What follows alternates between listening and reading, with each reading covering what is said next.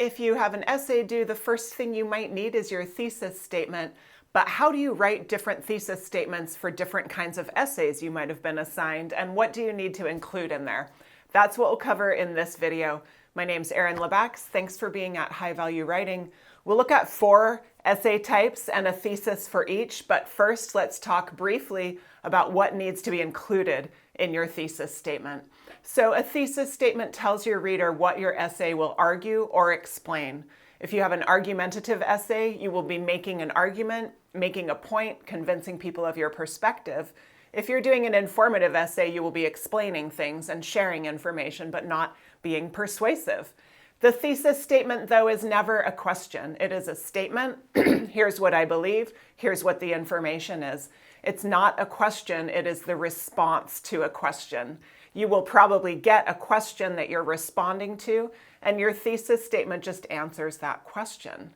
It's a sentence. It shows 3 things: what your essay is about, why that matters, and what will be your particular slant or angle on the topic. So you won't just say what your topic is in your thesis, you'll also say something about it.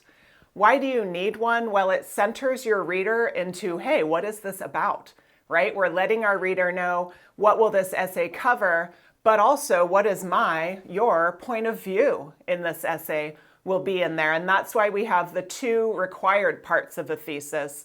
Of course, the topic, what is this about? But secondly, the perspective, the relevance. What's important here? What am I saying about it? What am I saying matters about this topic? Couple of examples of including that perspective or leaving it out, which you'll see makes it a little weaker. A stronger thesis, including a perspective or slant, might be, by understanding FDA regulations, pharmacy students can apply their learning about pharmaceuticals to real-world situations. It's that same idea, but without a perspective. Students who study pharmacy also need to know about FDA regulations. Kind of makes you say, and, or so what? That's when you know you still need to share your perspective in your thesis. So let's look at 4 examples for 4 types of essays that you might have been assigned. Argumentative essay. Our topic example will be, should children study art in school? You may have been given a question like that you just write an answer to, or you may have been given a broader topic like children's schooling, and then you're thinking of your perspective about a topic within that. My perspective here in the example will be that art can help children build skills and imagination. So putting together the topic and the perspective, we might get, children should learn about art as part of their education to help them develop thinking skills and imagination. And you'll notice there we do have an argument, we do have an angle, a point of view, seen in that word should. This is an argumentative essay. That's why we have that. Compare and contrast essay, though, is different, right? We're looking at 2 things. In what ways are they the same? In what ways are they different? If you've been assigned one of those, here's an example.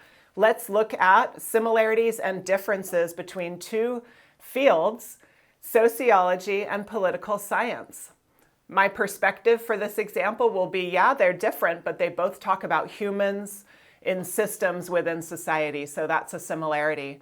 Putting the topic and perspective together, I'll get the example. While sociology and political science cover different areas, they both introduce students to human systems.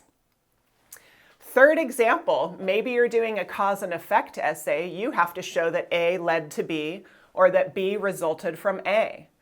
Maybe a topic would be, hey, why? Cause and effect essays often explain things or seek to. Why are some universities seeing more dropouts in recent years?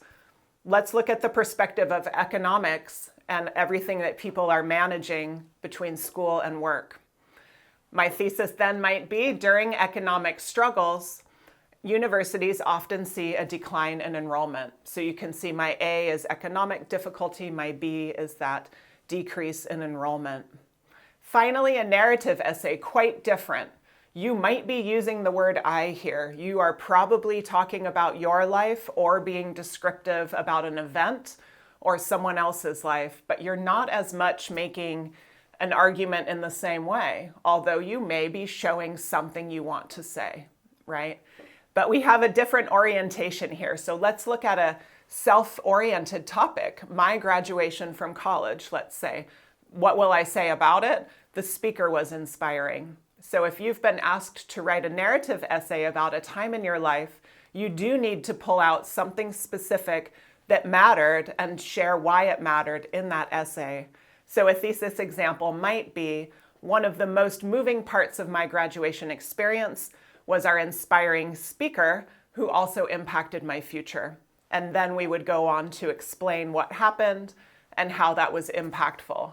Once you've written your thesis, your next step is often to organize your thoughts. And so our next video will be how to organize your essay with 5 templates or outlines that you can use to just paste in your ideas and create your essay. So thank you so much for watching. Please let me know if you have questions.